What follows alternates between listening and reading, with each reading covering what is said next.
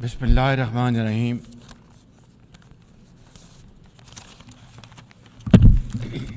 Mr. President, heads of state and government, excellencies, delegates, ladies and gentlemen, Assalamu alaikum wa rahmatullahi wa barakatuh, and a very good morning. Qala ya abati inni raitu ahda ashara kawkaban wa. And he said, "Oh, my father, I have seen 11 planets and the sun and moon bowing to me." He said, "Oh, son, do not tell your story to your brothers. They will devise a scheme for you. The devil is the enemy of humans." Honor for me to address the United Nations General Assembly for the second time as the Prime Minister of a country that has always been a proactive member of the UN Assembly. I would like to congratulate you and wish you all the success, Mr. President, on your election as the President of the 79th session of the UN General Assembly. I would also like to appreciate the efforts of Ambassador Dennis Francis for his skillful stewardship of the 78th session of the UNGA. Mr. President, the father of our nation, Quaid-e-Azam Muhammad Ali Jinnah, declared in 1947 that we stand by the United Nations Charter and will gladly make our full contribution to peace and prosperity of the world. Pakistan has stood by this commitment unwaveringly. Today, we are facing most daunting challenges to the world order. Israel's genocidal war in Gaza, a dangerous conflict in Ukraine, destructive conflicts across Africa and Asia, rising geopolitical tensions, resurging terrorism, galloping poverty, stifling debt, and the mounting impact of climate change, we feel the chill of a new world order. In response to these challenges, our Secretary General Antonio Guterres called for the Summit of the Future. It led to the adoption of the 54 actions on development, peace and security, technology and global governance in the Pact of the Future. Mr. President, today I stand before you to express the searing pain and anguish of the people of Pakistan at the plight of the people of Gaza. Our heart bleeds as we witness the tragedy unfolding in the Holy Land, a tragedy that shakes the very conscience of humanity and the foundation of this institution. Mr. President, can we, as human beings, remain silent while children lie buried under the rubble of their shattered homes? Can we turn a blind eye to mothers cradling the lifeless bodies of the children?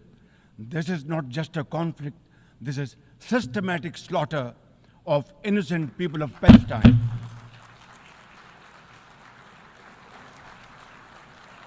Ladies and gentlemen, an assault on the very essence of human life and dignity. The blood of Gaza's children stains the hands of not just the oppressors, but also those who are complicit in prolonging this cruel conflict. When we ignore their endless suffering, we diminish our humanity. It is not enough to condemn, Mr. President. We must act now and demand an immediate end to this bloodshed. We must remember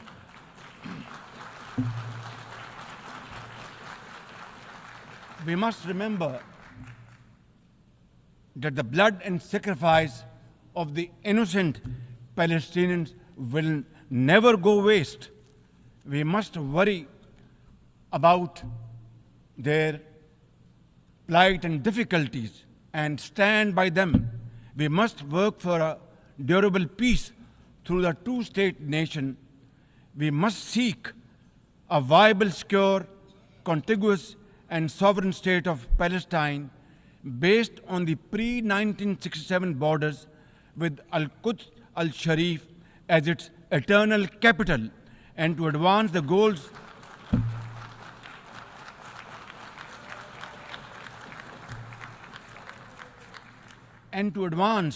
these goals, Palestine must also be immediately admitted as a full member of the United Nations. Mr. President, in a span of a few days, Israel's unrelenting bombing of Lebanon has killed over 500 people, including women and even small children. The failure to implement UN resolutions has emboldened Israel. It threatened to drag the entire Middle East into a war whose consequences could be very grave and beyond imagination. Similarly, like the people of Palestine, the people of Jammu and Kashmir too have struggled for a century for their freedom and right to self-determination. Instead of moving towards peace, India has resiled from its commitments to implement the Security Council resolutions on Jammu and Kashmir. These resolutions mandate a plebiscite to enable the people of Jammu and Kashmir to exercise their fundamental right to self-determination. Ladies and gentlemen, since the 5th of August 2019, India has initiated unilateral illegal steps to impose what its leaders ominously call a final solution for Jammu and Kashmir.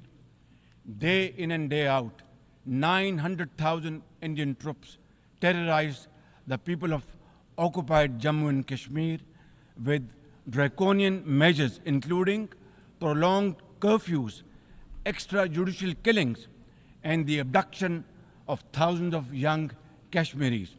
At the same time, in a classic settler colonial project, India is seizing Kashmiri lands and properties and settling outsiders into occupied Jammu and Kashmir in their nefarious design to transform the Muslim majority into a minority. This hackneyed tactic is employed by all occupying powers, but it has always failed. In Jammu and Kashmir too, it shall fail by the grace of God. Ladies and gentlemen, the Kashmiri people are resolute in rejection of the false Indian identity. The New Delhi seeks to impose upon them very, very severe conditions, and atrocities are being committed every hour. India's policy of brutal coercion and oppression in occupied Kashmir has ensured that Burhan Wani's legacy continues to inspire the struggle and sacrifices of millions of Kashmiris. Inspired by the legitimacy of their epic struggle, they remain defiant. Their heart-wrenching stories remind us that behind every statistic lies a human life, a dream deferred, and a hope shattered. Even more worryingly, it is engaged in massive expansion of its military capabilities, which are essentially deployed against Pakistan. Its war doctrines envisage a surprise attack and a limited war under the nuclear overhang. Thoughtlessly, India has spurned Pakistan's proposals for a mutual strategic restraint regime. Its leadership has often threatened to cross the line of control and take over Azad Kashmir. Ladies and gentlemen, Mr. President, let me state in no uncertain terms that Pakistan will respond most decisively to any Indian aggression. Therefore, to secure durable peace, India must reverse the unilateral and illegal measures it has taken since 5th of August 2019 and enter into a dialogue for a peaceful resolution of the Jammu and Kashmir dispute in accordance with the UN security resolutions and the wishes of the Kashmiri people. Mr. President, remember, illegal occupation creates a fresh hell every day in the killing fields of Palestine and in the pristine valleys of occupied Jammu and Kashmir. Apart from conflicts, Mr. President, the 21st century has brought a cascade of crises, including the reversal of development and the mounting impact of climate change. 2 years ago, my country was devastated by catastrophic floods, causing $30 billion in damages. It is now clear that each summer will bring blistering temperatures and trigger fresh climate impacts. Pakistan emits less than 1% of global carbon emissions, yet we have paid a very heavy price for no fault of ours. This is most unfair in any calculus of global justice. We must uphold the axiom, the polluter must pay. Ladies and gentlemen, Pakistan looks forward to fulfillment of commitments made by our development partners to support the achievements of the SDGs and climate goals, including a new annual goal beyond $100 billion in climate finance. Mr. President, with nearly 100 developing countries trapped in the vicious cycle of debt and liquidity crisis, which I always call a death trap rather than debt trap, achieving the SDGs in these circumstances remain a distant mirage.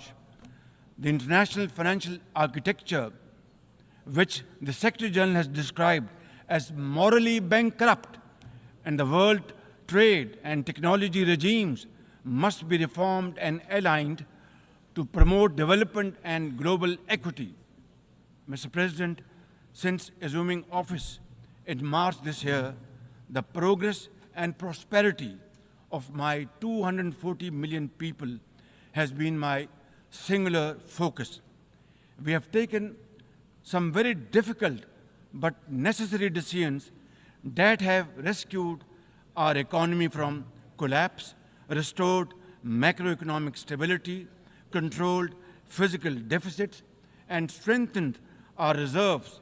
As a result, inflation has come down to a single digit by the grace of God, and the prospects for economic growth has revived. I would like to explain this challenge and the way we are negotiating, Mr. President, by reciting a stanza from a poem which enormously makes me very emboldened, very brave, and hardworking, and commit untiring efforts. And this stanza is a befitting example of hard work and, of course, facing challenges and then pave the way for success stories. And stanza is, when things go wrong, as they sometimes will, when things go wrong, as they sometimes will, when the road you are trudging is all uphill, when things go wrong, as they sometimes will, when the road you are trudging seems all uphill, when the credits are low and debts are high, when the credits are low and debts are high, when you want to smile, but you have to sigh. When you want to smile, you have to sigh. When care, read health. When care is pressing you down a bit, when care or health is pressing you down a bit, rest if you must, but don't you quit. This is how, Mr. President, we have learned to face our challenges and negotiate the most daunting challenges we have faced. Mr. President, situated at the crossroads of South and Central Asia and the Middle East, we have prioritized geoeconomics and regional connectivity to secure win-win outcomes for our people. The second phase of the landmark China-Pakistan Economic Corridor has been successfully launched through the APEX Special Investment Facilitation Council. We are mobilizing investments in resilient infrastructure, renewable energy, minerals, sustainable agriculture, and technology. This will herald a new era of development and modernization in my beloved country. Ladies and gentlemen, for 2 decades, Pakistan has fought terrorism boldly and most successfully, defeating terrorist groups within Pakistan. We have paid a very heavy price. 80,000 of our brave soldiers and civilians have been martyred, including innocent school-going children. And the gory memories of APS school carnage haunt us till date. Our economy has suffered a loss of $150 billion. Unfortunately, today we are again confronted by a new wave of externally financed and sponsored terrorism, especially by the TTP, Fitna al-Khawarij, and its associates. Ladies and gentlemen, make no mistake, inshallah, by the grace of God, we are determined to eliminate this threat as well through our comprehensive national effort by the name of Azm-e-Istehkam, meaning resolve to promote peace and stability. And we will work collectively with the international community to combat all forms of terrorism and reform the global counter-terrorism architecture. Mr. President, Pakistan seeks the earliest possible normalization of the situation in Afghanistan. We join the UN's appeal for $3 billion in humanitarian assistance to the millions of suffering Afghan brothers and sisters. At the same time, we endorse and share the international expectations that the Afghan interim government would respect human rights, including the rights of women and girls, and promote political inclusion. In particular, the interim government must take effective action to neutralize all terrorist groups within Afghanistan, especially those responsible for cross-border terrorism against neighboring countries. These include ISIL-K, Daesh, the Al-Qaeda associated TTP, Fitna al-Khawarij, Majid Brigade, the BLA, and other terrorist groups which unfortunately are seen on Afghan territory. Mr. President, another troubling global development is the escalation of Islamophobia, which is now manifested by frequent desecrations of the Holy Quran, attacks on mosques, negative stereotyping of Muslims, and acts of discrimination and violence against them. The most alarming manifestation of Islamophobia is the Hindu supremacist agenda in India. It aggressively seeks the subjugation of 200 million Muslims and the obliteration of India's Islamic heritage. Pakistan and the OIC will work with the UN Secretary General and the Special Envoy to implement a plan of action to combat the scourge. Ladies and gentlemen, Pakistan seeks an immediate end to the tragic conflict in Ukraine and its peaceful resolution in accordance with the UN Charter and international agreements. Ladies and gentlemen, Pakistan has a long and proud history of solidarity, friendship, and cooperation with the nation of Africa, we will continue to cooperate with them to counter terrorism and resolve regional conflicts, including through UN peacekeeping and peace building in the region. Finally, Mr. President, as we leave this august hall, we must carry with us a message for our people that the weak are not voiceless, that the oppressed should not lose hope, that poverty is not preordained, and that Allah Almighty promise of justice and equality in our terrestrial home must be respected. I thank you all and thank you very much for your time. God bless you.